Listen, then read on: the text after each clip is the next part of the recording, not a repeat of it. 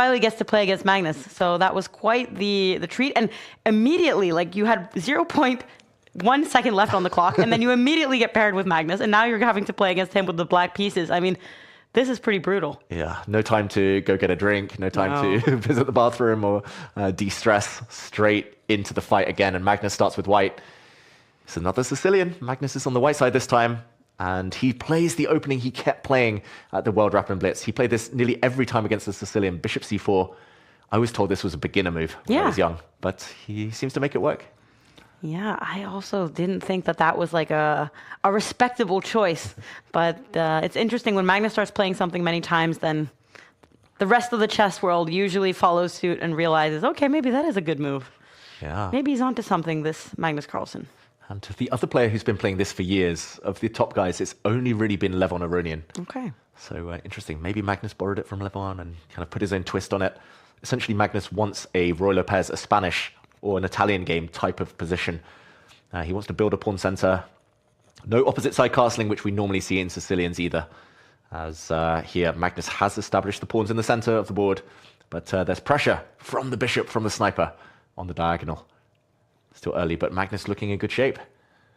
And Durarbayli, who does run some cool blogs, trains online, and I follow a lot of his social media posts.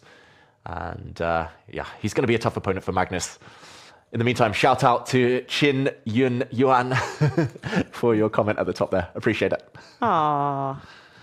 No one appreciates you. No. Where's the love for Maud? Okay, next comment about Maud. No. But anyways, we see here that Durarbayli, he is also very concentrated playing against Magnus. And he knows this is a very good chance for him. He's got a perfect score so far, doing very well. Has done well in so many Title Tuesdays, but still hasn't been able to clinch the victory, which I know is a goal for so many of these top players. Yeah, always a goal. And Magnus's goal in the meantime with this last pawn exchange is to get the queens off the board. We know by now how devastatingly strong he is at endgames.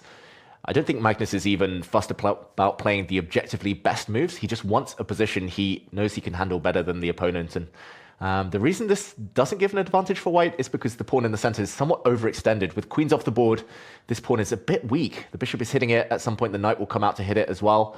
And Magnus will need to compensate with active piece play. The white bishops look good for now. But how can Durarbayli get his pieces out? If the black knight moves for now, the white rook comes into the 7th rank, and that could be really annoying. Early days, but it's just the type of position we've seen Magnus win so many times, week in, week out, year in, year out, and he looks confident.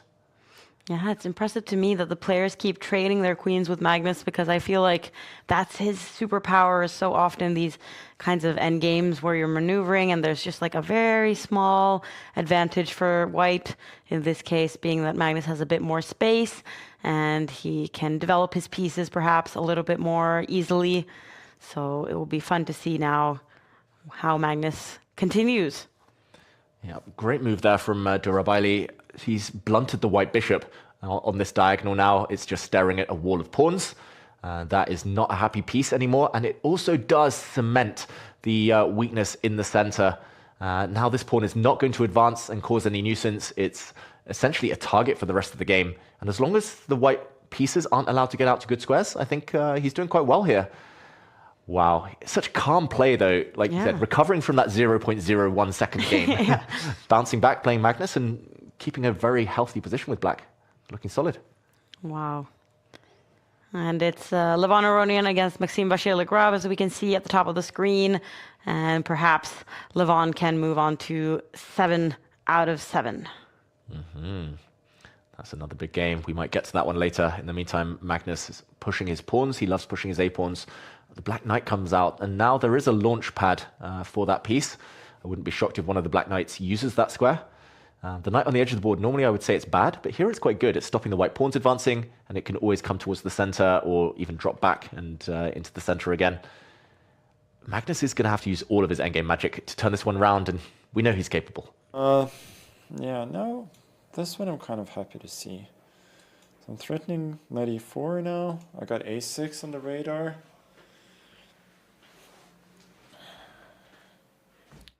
Okay, so Magnus is he's scheming. He has some plans in the position. So he seems to be pretty happy with the development so far. And we can see that the advantage he's had, the very small advantage, has grown, and it's become better for him now with the white pieces. Yeah, there was just one slip from black, and sometimes that's all it takes against Magnus. The black knight found itself on its most natural square. I was also advocating for that move, but I think he chose the wrong moment because now it's hit. And he could have done the same thing, but with the black knight on a safe square, he could have taken a pawn. He would have been a pawn up. So now the problem is that Magnus is just in time to hit with a pawn on a6. And they do say that all of Magnus's pawns, his past pawns, they always promote. His pawns on the 6th rank, they always promote. In endgames, he just installs these pawns, and watch out for that one to become the winning piece a bit later. And there we see Magnus happy to counterattack. He's giving up his rook in the corner, but he's hitting the black rook at the same time. And when the dust settles, it's going to be level material, but Magnus is going to have pressure against the pawn on a7 for eternity. The black rook is going to be trapped in the corner, and the black bishop is just dead. Yeah. So Durarbayli now with 2 dead pieces, both the rook and the bishop.